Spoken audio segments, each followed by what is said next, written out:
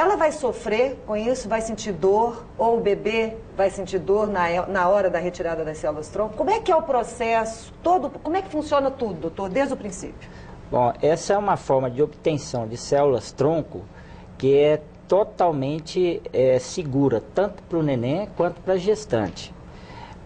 A coleta das células-tronco, ela é feita só depois que tira o neném. Então, depois que sai o neném, que então cortou o cordão umbilical, certo? É que nós vamos colher o sangue que ficou retido entre o cordão umbilical e a placenta. Quando a mulher tem um neném, demora alguns minutos para a placenta se descolar do útero, para ela poder sair. Nesse momento é que a gente começa a colher entre a hora que saiu o neném e antes de descolar a placenta. Depois que descolou a placenta, a gente ainda pode trabalhar na placenta fora do útero e ainda colher mais um pouco de células-tronco. Mas o procedimento é completamente seguro, tanto para o neném quanto para a mãe. Porque é um momento onde o obstetra está esperando a placenta se descolar do útero. E aí, uma vez que vocês colhem, uma seringa só de sangue é o suficiente? Olha, depende um pouco do tamanho da placenta, do tamanho do cordão, se a criança é de termo, se a criança é prematura, certo? Mas, em média, a gente consegue coletar em torno de 70 a 100 ml de sangue. Então, é coletado não numa seringa, mas sim numa bolsa apropriada.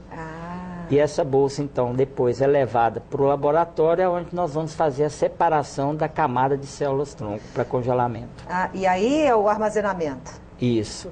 Então, a gente colhe as células, transporta para o laboratório, aí a gente separa essas células, adiciona algumas substâncias que vão manter essas células vivas durante o congelamento, e aí elas são congeladas em duas etapas. Uma que vai até menos 80 graus e depois de menos 80 para menos 196, que é onde ela vai ficar repousando até que ela possa ser usada. E quanto tempo elas conseguem manter vivas?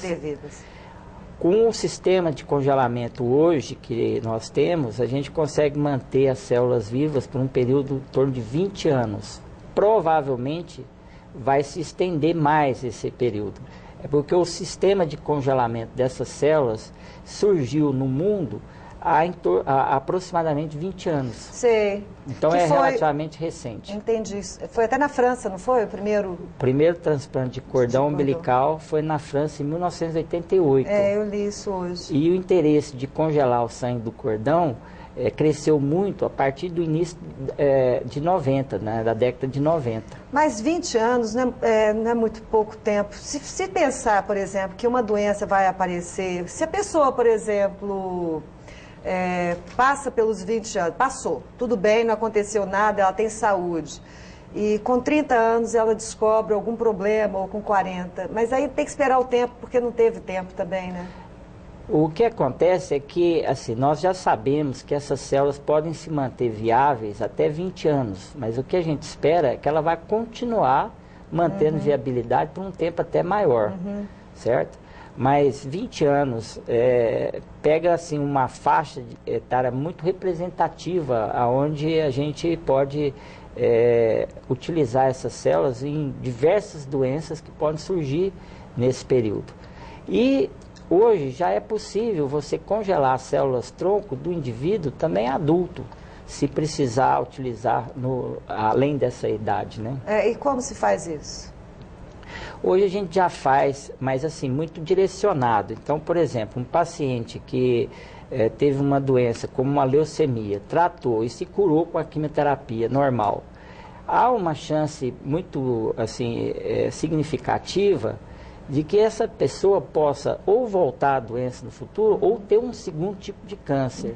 Então, esses pacientes, todas as vezes que é possível, a gente tem colhido as células-tronco deles, ou da medula óssea ou do sangue periférico, que é uma outra forma, e vamos congelar da mesma forma que a gente congela as células do cordão, ou seja, manter aí 20 anos de células sadias, preparando esse paciente se caso houver alguma intercorrência. E uma vez a célula-tronco congelada, Vamos supor que essa pessoa que teve a sua célula-tronco congelada não teve nada, mas o irmão dela teve.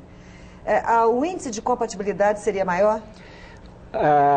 Apesar de ser considerada uma célula-tronco adulta do cordão umbilical, ela é mais jovem no termo de diferenciamento, né, de amadurecimento, do que a célula-tronco depois do nascimento. A gente considera elas, a gente chama elas de naives, são células que ainda não desenvolveram completamente o que é próprio e o que não é próprio do organismo, ou seja, ainda rejeitam menos um organismo. Então, depois que a criança nasce, né, a partir daí, a chance de compatibilidade entre os irmãos é de 25%. Se nós colhermos o sangue que ficou no cordão umbilical, ou seja, naquele momento do nascimento, a chance sobe para 75%.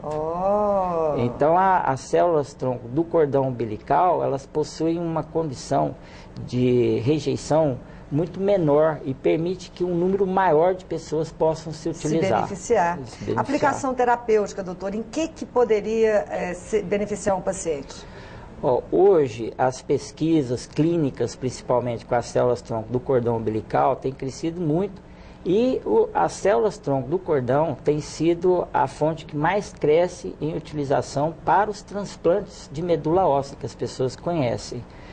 E então você pode curar diversas doenças relacionadas com o sangue. Então as leucemias, doenças outras malignas, linfomas, as deficiências na medula óssea adquiridas ou inatas, como por exemplo a plasia de medula, doenças congênitas como anemia de Fanconi, que inclusive foi o primeiro transplante que foi realizado.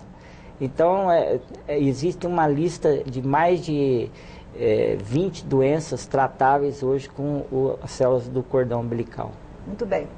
Então, daqui a pouco eu vou perguntar uma coisa que todo mundo quer saber, o Dr. César Bariani, a questão de custo.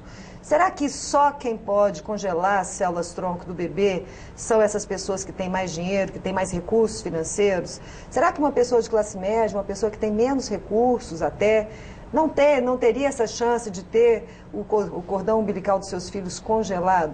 Esse é um assunto para daqui a pouco. A gente vai conversar com a doutora Geisa também sobre a questão de pacientes oncológicos. Primeiro eu quero saber o trabalho que eles realizam no Hospital Araújo Jorge, que é um trabalho exemplar. Depois, para falar também sobre esses pacientes que fazem tratamento oncológico, pacientes que fazem quimioterapia, radioterapia, que sofrem todo um processo de erosão da mucosa, de machucados na boca, de aftas, enfim, assuntos para daqui a pouco. Até já.